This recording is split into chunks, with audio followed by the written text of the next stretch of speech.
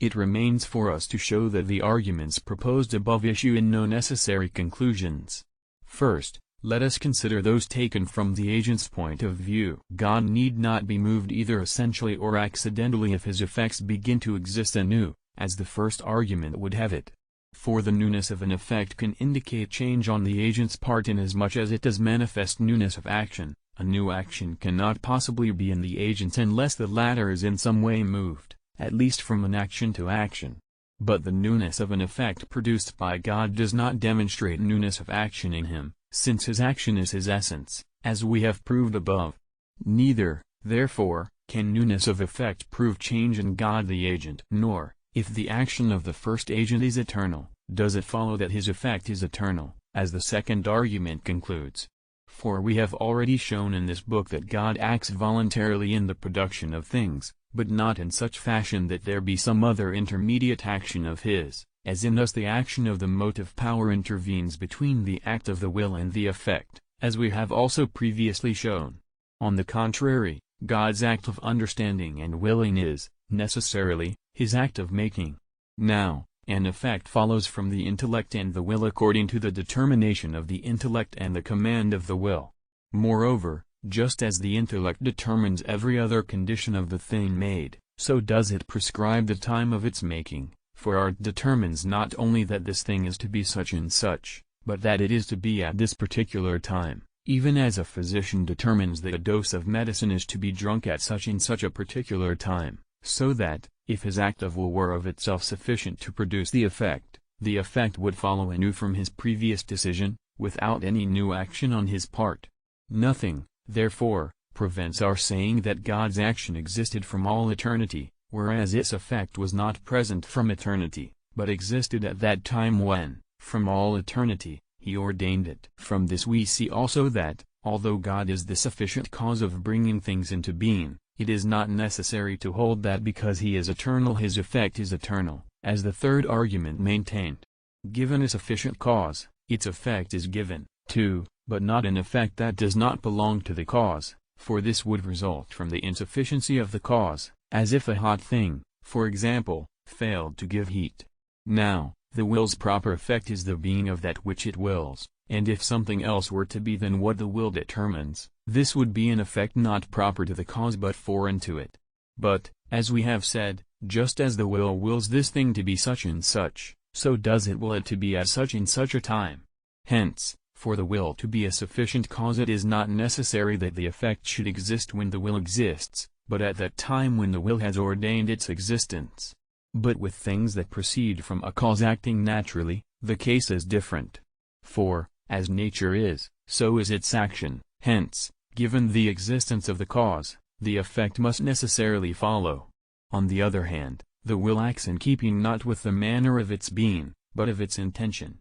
So, then, just as the effect of a natural agent follows the being of the agent, if the latter is sufficient, so the effect of a voluntary agent follows the mode of his purpose. Moreover, what has been said makes it clear that, contrary to the fourth argument, the effect of God's will was not delayed, although having been always willed, the effect was not itself always existent.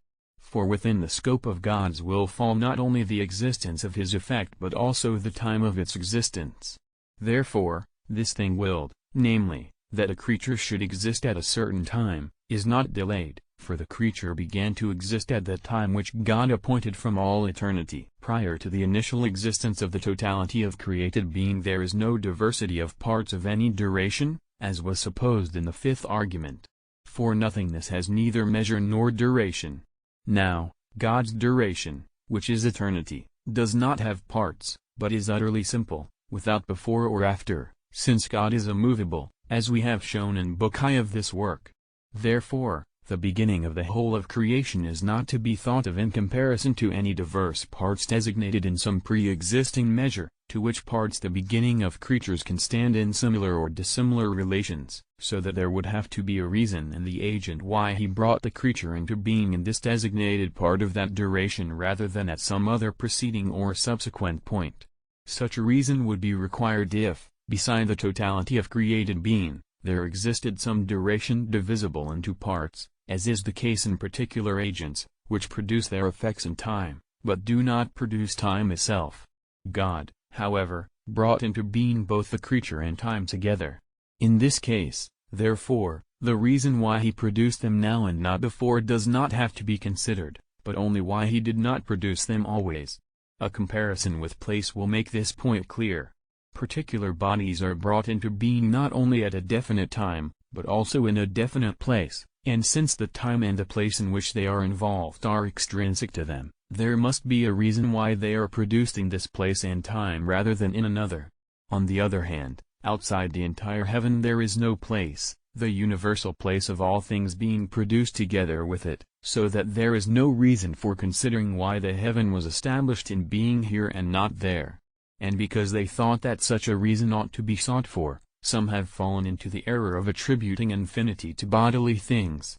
Similarly, outside the entire universe of creatures there is no time, time having been produced simultaneously with that universe. Hence, we do not have to look for the reason why it was produced now and not before, so as to be led to concede the infinity of time. We have only to ask why it was not always produced, or why it was produced after not being or with some beginning. Now, in order to inquire into this matter, the sixth argument was adduced from the point of view of the end, which alone can introduce necessity into things done voluntarily.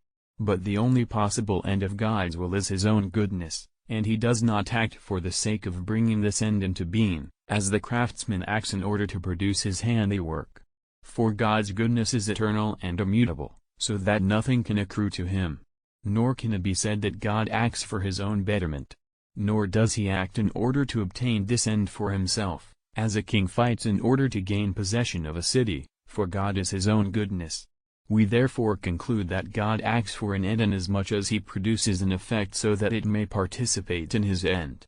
Therefore, in producing a thing for the sake of an end, in this sense, the uniform relation of the end to the agent is not to be thought of as the reason for his work being eternal. On the contrary, the thing to be attended to is the relation of the end to the effect brought forth on account of the end in order that the effect be produced in such a manner as to be most fittingly ordained to that end. Hence, from the fact that the relation of the end to the agent is uniform, we cannot conclude that the effect is eternal. Nor, as the seventh argument seemed to imply, is it necessary that God's effect should have always existed because it would then be more fittingly directed to its end. On the contrary, by not having existed always, it is more fittingly directed to its end.